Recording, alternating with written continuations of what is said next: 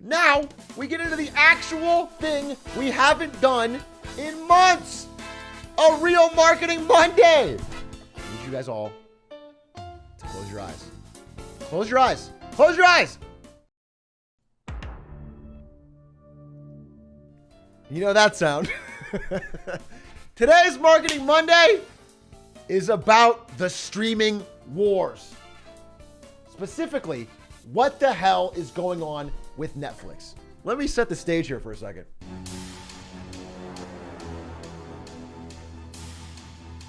The year is 2022. The streaming wars are in a brand new, bloodier era as of a few weeks ago, with an uncertain and expensive future. The undisputed streaming king of the past decade, Netflix, is finally bleeding. And everyone else from Prime Video to HBO Max, Disney Plus, and even Peacock is sharpening their swords and coming for the crown. What the hell happened? What changed? Why is Netflix losing? How did the untouchable Netflix finally come down to earth? Let's break it down in today's Marketing Monday. Welcome to Marketing Monday. We're going to talk about Netflix. You guys know Netflix, right? You guys heard of this little company called Netflix? Maybe give you a quick brief history. Used to be a DVD rental company in the early 2000s. They just sent DVDs by mail to you until one day in 2007, they decided to do this. Allow you to watch movies online. They had a Watch Now button. And this quickly became bigger than their regular DVD business. Even though back then, you could only watch it in like 480p and it always lagged. But OGs do remember in 2007, they jumped into this. And this was going really well. In fact, nobody else in the world understood how important online streaming would become, so they let all of their content go to Netflix for basically free. Shows like Friends, shows like Seinfeld, shows like The Office were all on Netflix at once, even though Netflix didn't make them. And this allowed them to get many years of amazing growth. Until around 2010 and 11. And that's when everyone started to realize, oh shit, we shouldn't give Netflix this stuff for so cheap. And they started pulling all their movies and TVs off the platform. And that's when Netflix Chief Content Officer Ted Sarandos had this iconic quote. I referenced this quote a bunch of times. It's an amazing quote. It's one of the best business quotes that I've heard. We need to become HBO faster than HBO can become us. And what this quote actually meant was, we need to make original content like HBO does before a company like HBO learns how to do online streaming. Because we can do streaming, but we don't do content. And they can do content, but they can't do streaming. He wasn't just talking about HBO, he's talking about Disney and everyone else. Everyone that makes content is going to figure out streaming eventually. We had to figure out how to do content before they do. This is a brilliant quote. And this led to him becoming co-CEO. He wasn't CEO at the time. He actually used to be a video store clerk. This guy worked for like Hollywood Video. That's how he started his career. And now he's co-CEO of Netflix. It was a great quote. So in 2011, they realized as everyone's pulling their stuff out, they have to make their own stuff.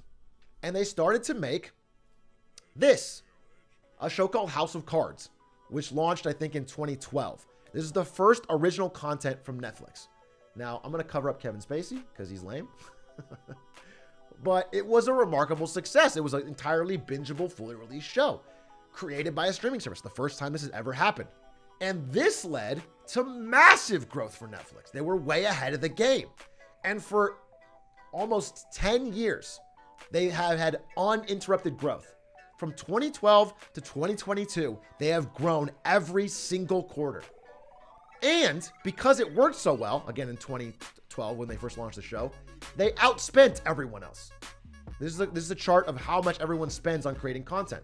You'll notice Netflix's line is way above everybody else. By 2020, they were spending $17.3 billion on TV shows and movies.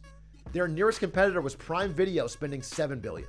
Okay, they're spending more than almost everyone else combined on shows and movies. They were way ahead of the game. They made shows like Squid Game. Everyone knows Squid Game. They made movies like Don't Look Up, which had hundreds of millions of views. They made Stranger Things, a massive global phenomenon, huge success. They even got so far ahead that in early 2022, they greenlit a show about Blockbuster owners. That's how far ahead they are of their former rival Blockbuster. They've killed Blockbuster so long ago that they rubbed it in by making a show about Blockbuster owners. Their lead's insurmountable, okay? And then a few weeks ago, this happened. Kind of out of the blue. And this looks like one of those stock graphs you see in cartoons. This is an absurd drop.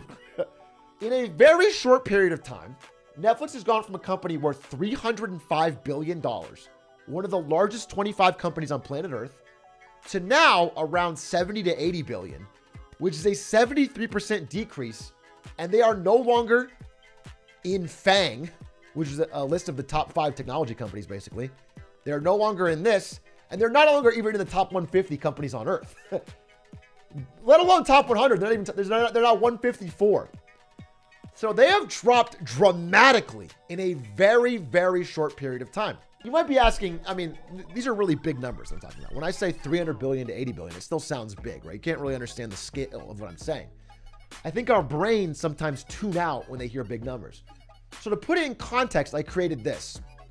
Basically, in the time that I've been playing Elden Ring, since the game came out and I kept playing, I'm still playing my first playthrough of Elden Ring, Netflix has lost the combined value of all of Starbucks, all of Uber, all of Nintendo, all of KFC, Taco Bell, and Pizza Hut, all of the net worth of LeBron James, and then top it off, another $1 billion.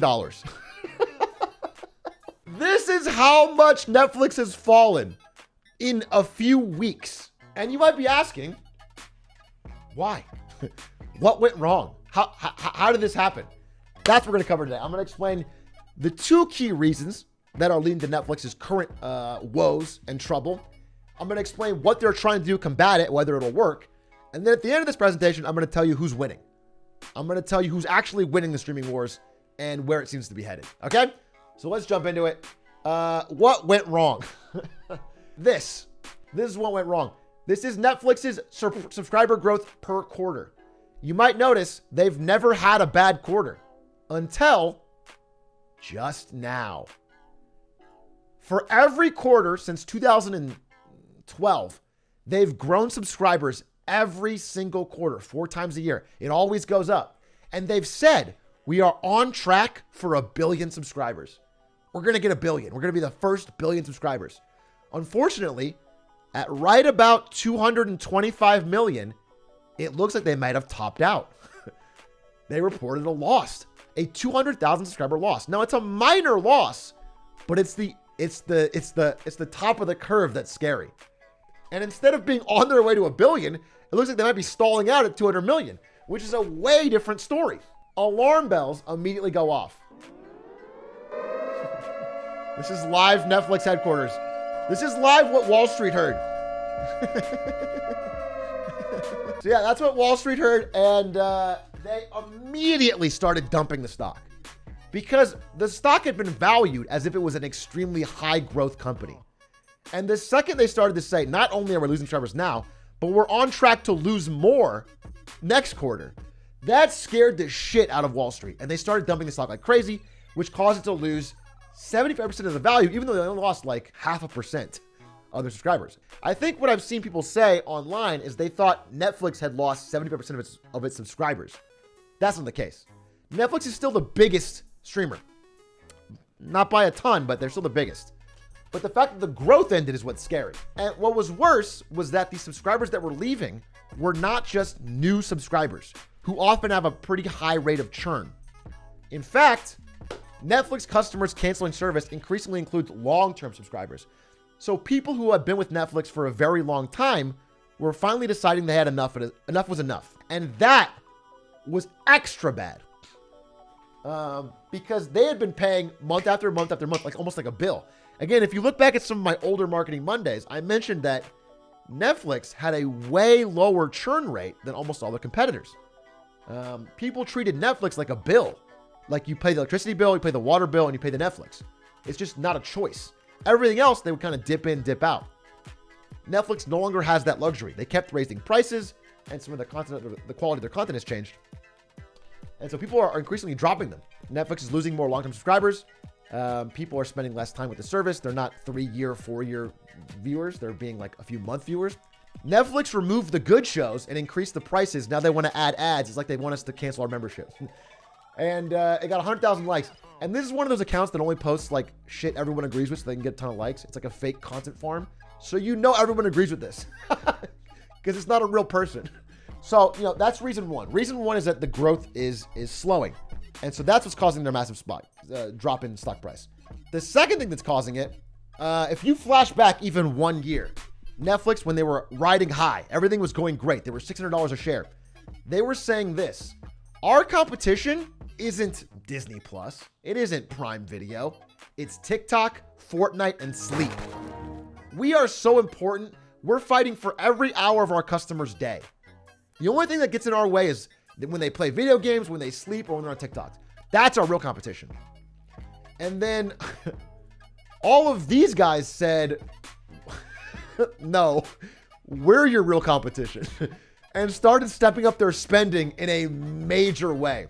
This stuff was not their problem because people did this stuff and watch streamers. Instead, people are literally unsubscribing for Netflix to go to Disney Plus or to go to Prime Video or to go to HBO Max or to go to Hulu. Like, their real competition is woken up. They're here in a major way, and they are outbidding Netflix for shows. They are spending just as much as Netflix, providing value propositions that are just as good as Netflix, which is making them no longer seem like an untouchable king. This is content spending at all of their competition. You'll notice Netflix is not the biggest on this chart. They used to be. Now Disney and Warner Bros., which is HBO Max, is spending more and projected, look, this goes through 2025, projected to spend even more. Disney's going to spend nearly $25 billion by 2025. That advantage they had is kind of disappearing. So all of these companies, Disney, Amazon, Apple, look at how fast Apple's is growing, by the way. Look at how fast Apple is rising up in their spend. All of these companies have something Netflix doesn't have, which is content is not their main business. When Netflix spends $20 billion on shows, they have to make $20 billion plus on you watching those shows. If Amazon spends $20 billion on shows, they don't give a shit because they can make the money back from you just being a Prime user for longer. If Apple spends $20 billion on shows, they don't give a shit because they can make the money back on you being part of the Apple ecosystem and buying iPhones. iPhones are a great business. iPhones cost a certain amount to make and sell for 60% more. So these companies are using what are much better businesses to subsidize cheap content streaming. They're basically spending money on content without caring that it does well. Netflix has to care. So they can never justifiably spend just as much as Disney or Amazon or Apple. And that's what's causing Wall Street to finally wake up and realize the competition is real for Netflix. Those are the two main reasons they're kind of tanking, right? Competition is up and people are unsubscribing. What are they going to do about it? Because this is their first bad quarter. They're freaking out. They have a ton of highly paid employees. They've got massive offices. They've had this legacy of success. They got 2 CEOs, double than everyone else. What are they going to do? So they have a couple things that they've announced they're going to do. Some of them are cringe. Some of them seem good. And some of them are downright weird. First off, the bad. They're laying people off. They have to cut costs because they have to make money on content. If they're going to spend $20 billion on content, they have to make a profit. So the first thing they've done is laying people off. They already announced layoffs of about 2% of their workforce. They fired about 150 to 200 people. Our slowing revenue growth means we have to slow our cost growth as a company. And they can't cut content spending or they'll fall behind these guys. So the only thing they can do is cut employee spending. So layoffs, that's the cringe. Layoffs are always a sign of mismanagement. Pretty much always, because it means you just misunderstood where your market was, you overhired, and now you have to let them go. It's a bad look, and it's pretty much never good. It's amazing that Netflix is firing a ton of people instead of lowering their prices. They'd get more subscribers if it wasn't $20 a month. Apple TV is $5 and lapping them in episodic storytelling. Now, I don't agree with this tweet at all. I think this tweet is kind of naive on the business realities, but what's funny about it is that from a consumer point of view, they don't care. The fact is that Apple TV can charge $4.99 because they don't care if they make a profit. Netflix has to make a profit, so they have to charge $20 a month. At the end of the day, if you're a customer, the cheaper one is where you're going to go with if it feels like it's close. And so that's what's scary for Netflix is they have to find a way to make not only more shows because they can't outspend, but kind of better. They have to be able to make better shows. The second thing they're doing is going back on their word. This is a tweet from Netflix in 2017 where they said, "Love is sharing a password." This is back when Netflix had less competition and they were on a huge growth swing and they didn't seem to care. Yeah, share a password. You know what? We're not picky. We're not stingy. We're not the other guys. Okay? As long as you're enjoying Netflix, that's fine for us. We just want the shows to be in everyone's household. As long as you're talking about Stranger Things, that's a good thing. Nowadays, you try to share a password, you start getting this pop-up. If you don't live with the owner of this account, you need your own account to keep watching. Yeah, they're locking down on password sharing hard, and it's ramping up more and more this year. They've announced to Wall Street that one of their best ways to get subscriber growth, they think, is cracking down on password sharing. They estimate literally a third of America uses a borrowed Netflix password. That's their estimate. It's probably a little high because they want to like promise the Wall Street, but it sounds not crazily far off. People do use it. So they're hoping that those people will all subscribe to Netflix if they can't borrow passwords. What may happen instead is everyone gets angry and unsubscribes altogether. It remains to be seen. The next thing they're doing, well, actually, they'd never do this, right? I'm sorry. I must be misreading my notes. I must be misreading because I remember their CEO saying they will never have commercials. I remember this. I remember this article. This is only in 2020 after all. It wasn't that long ago. The Netflix boss said they will never have commercials. So I must be misreading my notes when they announced ads are reportedly coming to Netflix as soon as late 2022. Oh, interesting. Well, they have to get subscribers up and they have to get revenue up. Now, this is an ad-supported option. If you pay the full price, you won't get ads. But they think there's a large cohort of people that would be happy to watch ads as long as they get the service for cheaper. And they may be right. After all, Hulu does it. Hulu has an ad-supported plan, and this is their most popular. In fact, over half of all Hulu subscriptions are ad-supported. People seem to be okay with it. So those are like the main business things they're doing to try and turn their ship around. Whether they'll be successful remains to be seen. They're also trying some weird stuff. This is Netflix's gaming option. All of these games are being played with a remote on Netflix. They're hoping to get involved in a kind of like mini mobile gaming way and hoping this will increase subscriber retention. Like if you got nothing to watch on Netflix, you'll not unsubscribe because you want to play terrible mobile games. I think this idea is one of their worst. This seems like a huge waste of money and time when they could spend it on more and better shows and content. Outside of that, if we want to go even weirder, they're getting into basically what Disney's really good at, which is merchandising. Only they're doing it like this.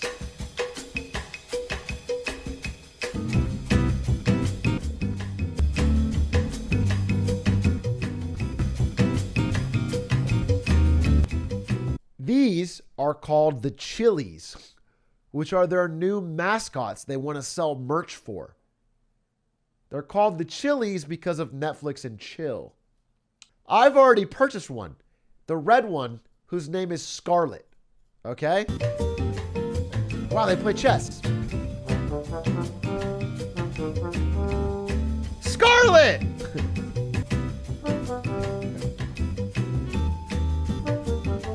You know, it's the first foray into their shopping experience. They're also making merch for some of their popular shows. This is Scarlet. You can get it for $25, a steal for something that can give you guaranteed nightmares if you have boring dreams. You can get Scarlet, Robin, Dusty, or Sunny. Also, now this is an idea that might be actually good. I've shown you some cringe. I've shown you some bad. What might be interesting, they're getting into live streaming. Specifically, at least at first, around comedy specials. Now, they're not going to live streaming like to get Ninja, like a new Mixer 2.0. They're adding in a way for maybe you to be able to watch a live comedy show from your Netflix account. You could do that with music events. You could do that with plays. You could do that with A lot of things. It's an interesting idea. I think comedy shows are a good first pass at it. Although at the end of the day, I kind of like watching edited comedy specials on Netflix anyway. Again, all of this stuff, when you look at it in aggregate, kind of feels like Netflix is floundering. They've sort of are a little rudderless. They're kind of like reaching out in all directions, trying to find some kind of solution. But I think this one's interesting. It also makes more sense with their system than something like gaming. For years, they've been sort of ignoring any underlying problems because they've been growing so much. And now that that's changed, they're kind of like looking for answers. And then most importantly, they have to figure out the following question. This slide's really important because it shows that they can't just outspend their competitors anymore. Everyone else is rich.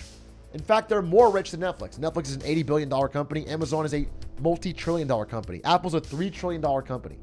Netflix cannot outspend anyone. So if they want to remain top dog, they have to find a way to do more with less. They have to make shows that are higher impact. They can't just have more shows. And so to do that, they are announcing a bunch of drastic changes to the type of projects they greenlight. They're not just going to go to the most famous people they can find, give them infinite money, and make a show. They are going to have to be smarter with what they create and how much they spend. So they've looked at the data, and I've looked at the data as well. And it turns out this might be bad news if you're a fan of like critically acclaimed stuff on Netflix, because this chart shows the most watched Netflix films. And you'll notice the actual best performing thing on here is Red Notice, which got a 36% on the tomatometer. But it turns out that dumb, fun movies, the audience loves them. And that's all that really matters. It turns out that Netflix's goal, which for many years has been like a pride point to sort of win more Emmys than established Hollywood media, doesn't matter. It turns out that they just need to make money. And so they need broad, highly popular, easy watch entertainment that you can almost put on while you're like browsing your phone. In fact, people who have been in meetings with Netflix all over Hollywood have noticed that one show name keeps popping up over and over again, and I bet you cannot guess it. Think of a Netflix show they want everything to be more like. What's a Netflix show that they would like think is a perfect success story? Queen's Gambit, Squid Game, Stranger Things, Space Force, Gossip Girl, Arrested Development? No. The answer? Emily in Paris. In every meeting Netflix has been having with talent for the past month, they've been saying, can we get a show that's more like Emily in Paris? This is their North Star. They are being tasked with finding more shows that are like this. This is their perfect success story because it turns out Emily in Paris is relatively cheap to create, highly bingeable. The audience loves it and makes memes about it. Critics don't watch and don't care. And most importantly, it hits a niche that they have been calling ambient TV. Ambient TV is the idea that it's a show that you can kind of just have on. You could be browsing your phone. You can be doing chores. You can sort of half pay attention. Ambient TV. They want more of that. So we've seen what Netflix plans to do. That's their strategy for remaining on top of this hill, for remaining king of the streaming kingdom.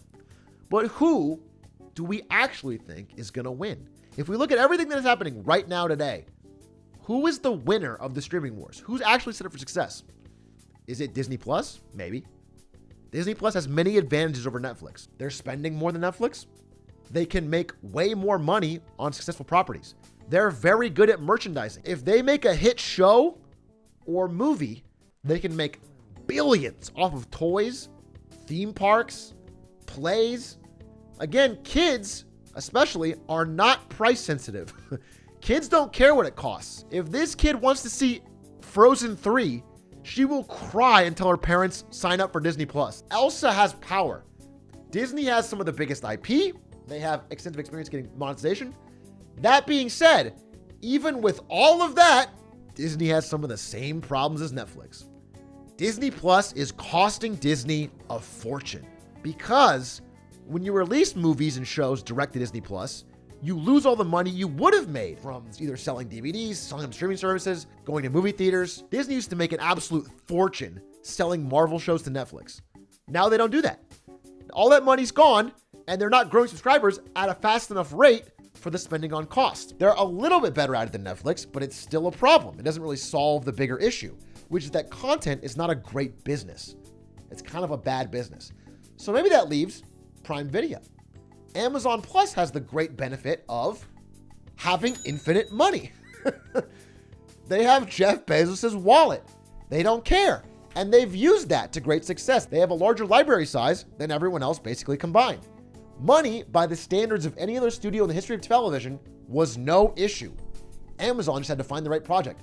This is from an insider leak about the process of how they spent $1 billion on Lord of the Rings. And again, that's one of the largest rights acquisitions in the history of TV, because Jeff Bezos said, we need a Game of Thrones. We need our own hit. And money didn't matter. They also spent nearly $1 billion on Wheel of Time, which has so far been basically a flop. They in fact spent $8.5 billion buying MGM to get the rights to the Bond movies. They don't care. Their problem is, first of all, kind of a lackluster UI and discovery system. They just have a raw dump. And they haven't proven to be very good with originals. They can spend a ton of money, they can buy stuff, but they haven't been proven better than their competitors at working with talent to actually create great originals. So they have some downsides too. The Boys is great. Don't get me wrong, I love The Boys. I'm just saying, on the whole, The Boys hasn't reached the heights of Stranger Things, Bridgerton, Euphoria, Squid Game, Game of Thrones. All of those shows have been smash hits. The Boys has done good. And there's a difference, you know what I'm saying? So that's Amazon's biggest weakness. So maybe, speaking of Euphoria, maybe the winner is going to be HBO Max. HBO Max has done amazingly. I would have counted out HBO Max a few years ago because they're just so much smaller. But in fact, they've bulked up quite a bit. The Discovery HBO merger and combination has created a pretty robust lineup. I mean, they have Rick and Morty, for Christ's sakes. They've got Pickle Rick episode. They've got to be the best. They've basically married a broad base of bingeable content with the high-end, like, premier prestige stuff that HBO makes. And HBO has consistently, year over year, managed to make shows people talk about. Euphoria is a smash hit. People talk about it every single new episode. It trends on Twitter. And it doesn't even cost them that much to make. HBO has proven to be pretty good at both sides of the equation. And they've done this, which was kind of the new thing. They had Project Popcorn, which was their internal code name for their plan to release big movies the same day they're in theaters on HBO Max. And so they got Dune, they got The Matrix, they got King Kong, absolutely day one on HBO Max. And this has been huge for subscribers. And so I compared them, because I'm a Game of Thrones nerd, to Tyrion Lannister, which is this quote: "A small man can cast a very large shadow." HBO has not spent nearly as much as everybody else, but they've got the reach and the exposure and the success of a much larger company. Speaking of Game of Thrones, I want to very briefly compare every single character in Game of Thrones to one person in the streaming war. Blockbuster's the Mad King. Netflix is Robert Baratheon. Apple TV is the Tyrells. Jeff Bezos is, of course, Tywin Lannister. HBO Max is Tyrion Lannister. Disney Plus, Hulu, and ESPN Plus are the Starks. Peacock is those stupid characters, the Sand Snakes from season 5. Really, really annoying. Just to be a super Game of Thrones nerd, I had to put this back in because it's very important to me. But you may notice if you're a Game of Thrones fan, there is one character missing. Where's Daenerys? Where's Daenerys and her dragon? Who's the most powerful person in the whole show? Ladies and gentlemen, the real winner of the streaming wars is YouTube. When I looked at all of the data, when I studied this whole industry top to bottom, what I started to realize was the numbers that these streaming services are pulling in are not that good for what they cost. And so I looked at the numbers for YouTube, and what did I find? Well, look, for 2019, this is YouTube's ad revenue versus Netflix's total revenue. So this is the money YouTube makes just on ads. 2019, YouTube made $3 billion, Netflix made $4.5 billion. So Netflix made 50% more. In 2019, that number changed a little bit. By 2020, again, YouTube was up to $3.8 billion, Netflix $6 billion. So they're both growing. They're both growing, but YouTube got a little bit closer. By 2021, up to $6 billion from YouTube ad revenue and $7.2 billion from Netflix revenue. A little bit closer. By 2021, the end of it, by late last year, when Netflix was at its all-time high, doing amazing, they were making $7.5 billion, and YouTube was making $7.2 billion. And then, just now, in the most recent quarterly report, YouTube smashed them. They smashed them, $8.6 billion. YouTube is now making more money just from ads on YouTube videos than Netflix's 200 million paying subscribers. And I want to ask you a question. How much do you think that YouTube spends on content? Netflix spends $20 billion a year. How much does YouTube spend to make these kind of revenues? Nothing. They spend nothing. Zero. Essentially zero. So while Netflix might spend $27 million to hire actors, hire a director, build sets, and film a show like Squid Game, and that's cheap. $27 million is incredibly cheap. YouTube gets Mr. Beast to do it. Mr. Beast fronts all the costs. Mr. Beast does all the work, all the hiring, all the spending.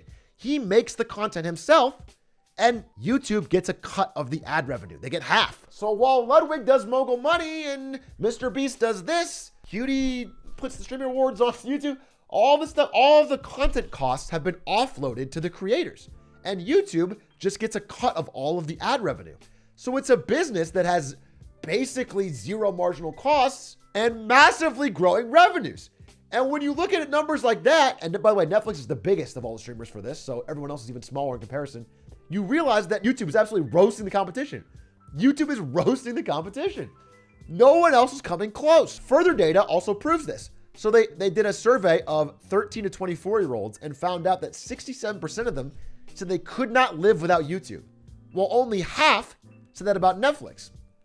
On the right is a K-pop interview where they interviewed the stars of a K-pop group called A-Pink and asked them if they could only watch one thing for the rest of their life, would it be YouTube or Netflix? All of the stars said YouTube.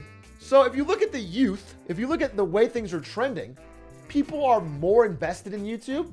They spend longer on YouTube, and they're finding content that's more appealing to them on YouTube, and it's all free to Google. Google gets all this stuff for free and just gets to farm it for money. And that is why they are the big dog in the room. That is why they are winning the streaming wars. And that is why, instead of looking at this and subscribing to this, perhaps you should subscribe to this. Maybe check me out. Maybe subscribe over here, baby. Thank you for watching Marketing Monday. Woo! I hope you enjoyed. I thought it was really interesting. And I think a lot of the stuff that I first thought in I did a Streaming Wars Marketing Monday many months ago. I learned a lot. I learned a lot more. And I think I like this one so much better. Hope you learned something. Hope you enjoyed.